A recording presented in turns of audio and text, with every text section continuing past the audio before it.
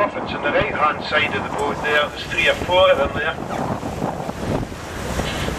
And the black guillemots were just beside us here as well. The first big cave is MacKinnon's cave. And you'll see the fulmars nesting up there on the left hand side of MacKinnon's cave. The wee white dots. Those poor puffins are right beside us here now on the other side of the boat. Fulmar flying there.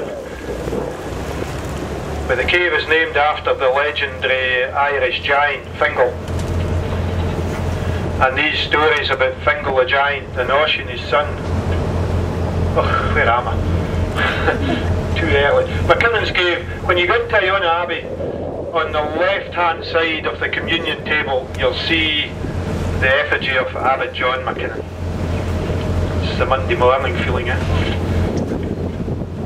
The vertical columns are what they call the great face of Staffa. And the smooth rock down below, that's a razor bill that's flying above us there. The smooth rock down below is the volcanic ash. And the geologists, they tell us that Staffa is about 59 million years old, which is really very young, because in comparison they also tell us that the southwest end of Iona is some of the oldest rock in the world.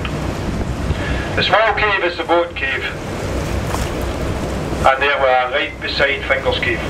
You can walk right into Fingal's cave on the right hand side.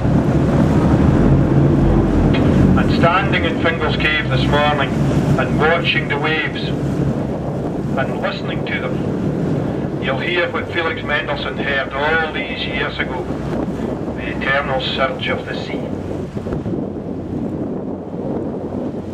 That's what inspired them to compose the Hebrides Overture.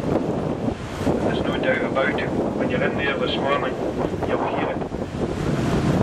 But on the water in the mouth of the cave, and really beside us as well, you've got the creamy coloured foam, and that's the sign of a healthy sea. That's where the plankton has been smashed against the rocks, and that turns it into that foam. The natural oil of the sea. Oyster catchers there. The black guillemots, they nest up above Fingal's cave as well. Maybe notice when you're round at the cave them flying in and out.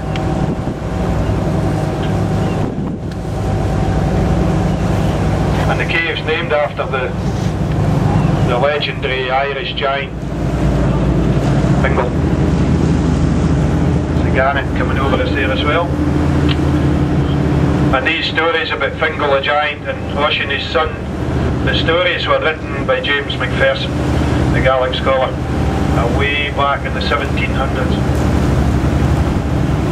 And of course everyone at that time, from Thomas Jefferson in America to Napoleon in France, everyone was reading the poems of Oisin. That's the black guillemots on the other side of the boat.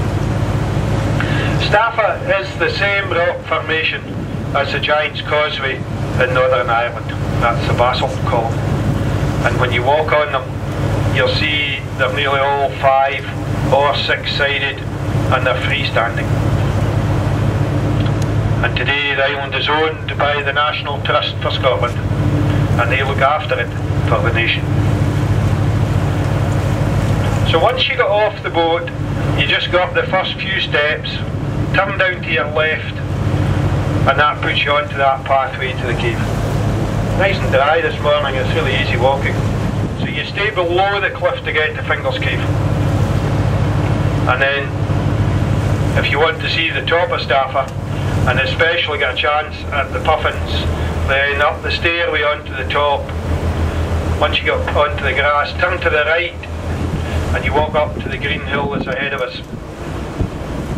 And if you just stand in the cliff edges there, you should see the puffins on the water down below. And if you see them starting to fly, then there's a good chance they'll land. Puffins like people, because if you